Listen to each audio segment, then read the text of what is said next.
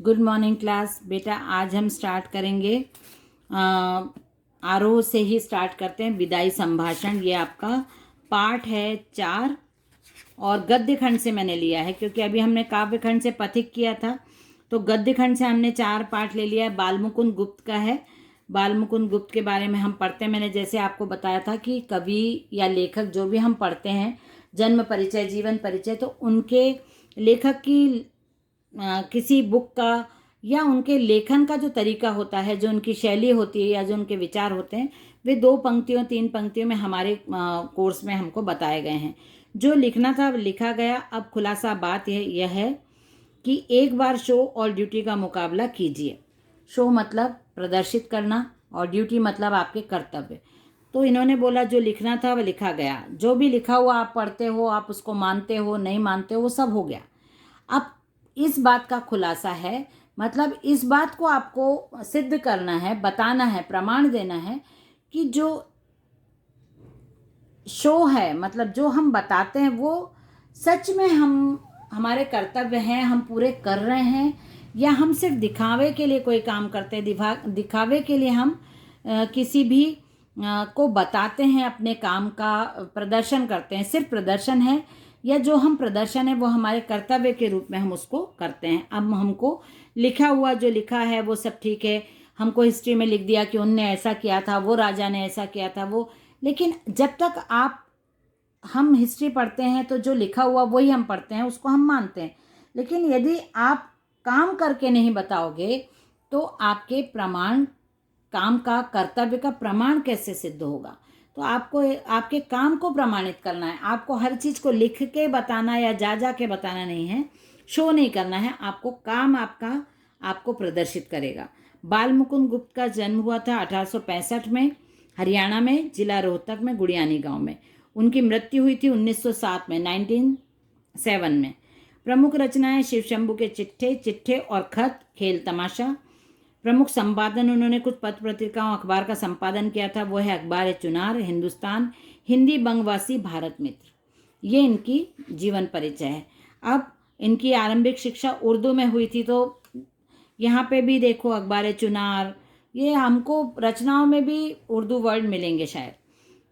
और इन्होंने स्वाध्याय से बहुत सारी भाषाएं सीखी, खड़ी बोली, आधुनिक हिंदी साहित्य को स्थापित करने में काम किया। इनका ये भारतेंदु और जो द्विवेदी युग है उनके जोड़ने वाली कड़ी के रूप में बालमुकुंद गुप्त जी ने काम भी किया है।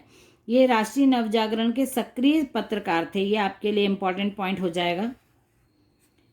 पत्रकारिता उस समय साहित्य सृजन चल रहा था, क्योंकि भारतेंदु और महावीर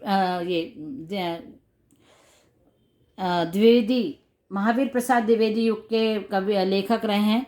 तो साहित्य का साहित्य संपादन का भी काम इन्होंने संभाला, और साहित्य सृजन उस समय बहुत ज़्यादा शुरू हो गया था। तो पत्रकारिता उस समय चल रही थी, मतलब जो एडवर्टाइजमेंट है, जो पत्रकारिता है, जो प्रेस है, वो भी काम कर रही थी। लेकिन क्योंकि हम उस समय जब हमने इनका डेट ऑफ बर्थ पढ़ा तो हमको समझ में आया कि ये ब्रिटिश शासनकाल के समय की बात है। जो इन्होंने जो भी साहित्य में काम किया है वो ब्रिटिश के अंडर में रह के ब्रिटिश शासनकाल में काम किया है। तो ये इनके बारे में, लेखक के बारे में यहाँ पे दिया है कि जो अभी हम गद्य पढ़ने वाले हैं, गद्य का पोर्शन पढ़ने वाले हैं, ये शिव शंभू के चिट्ठे नामक इनका जो व्यंग कृति है उससे लिया गया है, उसका एक भाग है। यह पाठ वायसराय कर्जन, अलग अलग वायसराय हुए हैं ब्रिटिश शासनकाल में, जैसे लॉर्ड कर्जन बोलते हैं जिनको, वो है वायसराय कर्जन। डलहौजी है, माउंट बेटन है, और बहुत सारे नाम हैं जो आप लोगों ने इसमें हिस्ट्री में पढ़े होंगे। अलग अलग वायसराय थे। मतलब जो थे वो उनका पीरियड था, इनका वायसराय कर्जन का 1899 से 1904, देन उसके बाद 1904 टू 1905 तक 1 ईयर के लिए भी वो वायसराय बने थे। उनके शासन में भारतीयों की स्थिति का खुलासा करता है। ये जो हम पाठ पढ़ेंगे इसमें बताएंगे कि उस समय भारतीयों की स्थिति क्या थी।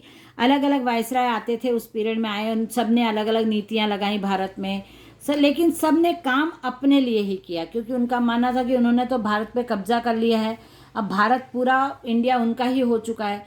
तो वो अपने ही रीति रिवाज नियम लगाते थे। हर बार वायसराय आते थे, उनकी भारत में अलग अलग रूल्स लागू कर दिए जाते थे उनके अनुसार। मतलब वो लोग सिर्फ अपने ब्रिटिश की हेल्प के लिए, ब्रिटिश के अच्छे फ्यूचर के लिए काम करते थे, ब्रिटिशर्स को बढ़ावा देते थे उनके अनुसार। तो वो वहीं रहने वाले थे, सेटल होने वाले थे। तो हमारे आपस में लड़ाइयाँ भी करवाते थे। भारतीयों में फूट डालो राज करो की नीति अपना के हमको आपस में ही लड़वा देते थे। उस समय हमारे अंदर हमारे जो एकता वाली, जो भारत में अनेकता में एकता का जो नारा अभी चलता है, वो उस समय उन लोगों की वजह से नहीं हो पाता था, क्योंकि लोगों को ये डरा देते थे, लोगों को आपस में बुराई लगवा देते थे, एक दूसरे को गलत फहमियाँ डाल देते थे, तो लोग एकजुट होकर नहीं रहते थे।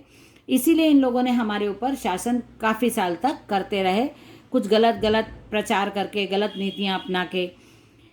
इनका उद्देश्य शासन में गोरों का वर्चस्व स्थापित करना था, साथ ही इस देश के संसाधनों का अंग्रेजों के हित में सर्वोत्तम उपयोग करना। आप लोगों ने सुना होगा भारत को सोने की चिड़िया कहा जाता था। क्यों? क्योंकि सोने की चिड़ियाएं उड़ती नहीं थी यहाँ पे, लेकिन भारत इतना समृद्ध था, इतना रिच था, जो नेचुरल रिसोर्सेज थे वो बहुत थे। हमारे यहाँ पानी और ऑक्सीजन, और हमारे यहाँ खेती के लिए ज़मीन, हमारे यहाँ ज़मीन बहुत थी, हमारे यहाँ जंगल बहुत थे, हमारे यहाँ एनिमल्स बहुत थे, बहुत बर्ड्स थे, और बहुत बड़े बड़े पानी की मात्रा बहुत ज़्यादा थी। तो हम हर तरह से रिच थे, हर तरह से, हर टाइप का जो बहुमूल्य रत्न बोले जाते वो हमारे यहाँ थी, खदानें थी, हमारे यहाँ ऑयल बहुत था, हमारे यहाँ सब कुछ जो नेचुरल रिसोर्सेज थे वो भरपूर थे।